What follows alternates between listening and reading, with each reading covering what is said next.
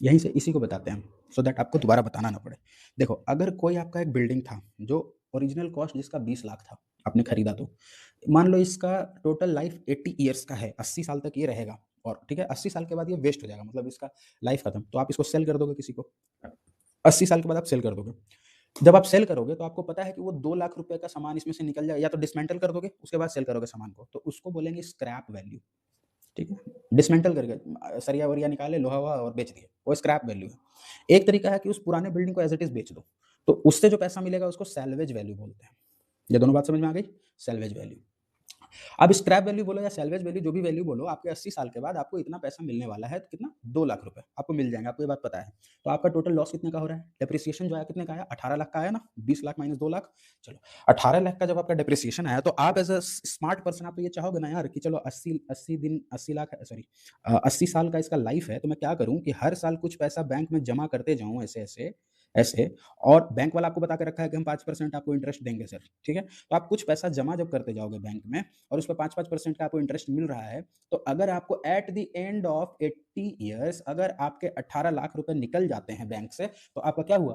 पूरा प्रॉपर्टी का पैसा आपका एज़ इट इज़ रह गया ना? तो ये जो अमाउंट आप 1 साल में जमा करोगे ना हर साल बैंक में, कि आपके at the end of the design life आपका पूरे पैसे रिट्रीव हो जाएँ, उसी को हम बोलते हैं क्या? उसको हम बोलते हैं अरे क्या बोलते हैं उसको? Sinking fund, sorry, annual sinking fund, ठीक है? तो देखो ये जो 18 लाख आपका पैसा था ना, ये आपका था डेप्रिसिएशन, ठीक है? इस डेप्रिसिएशन को रिट्रीव करने के लिए हर साल आप कुछ पैसा बैंक में जमा करोगे, उसको बोल रहे हैं एनुअल सिंकिंग फंड, ठीक है?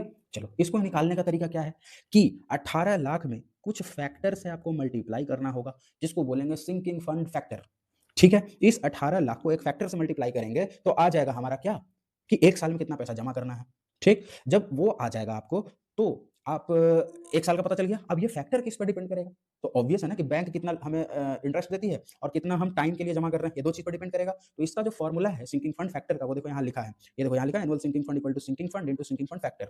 ये सिंकिंग फंड फैक्टर जो है, देखो आई जो है, ये आपका रेट ऑफ इंटरेस्ट है जो बैंक आपको देगी 5-6% के आस-पास जो भी देगी, ठीक है? ये आपका टोटल पैसा है जो डेप्रिसिएट हो जाएगा, 18 20 लाख माइनस 2 लाख जो था अपने एग्जांपल में 18 लाख, और ये है इंटरेस्ट, ये भी इंटरेस्ट, ये है नंबर ऑफ ईयर्स जितने के लिए आप दोगे, माइनस होंगे, फॉर्मूला है आपका, ठीक है?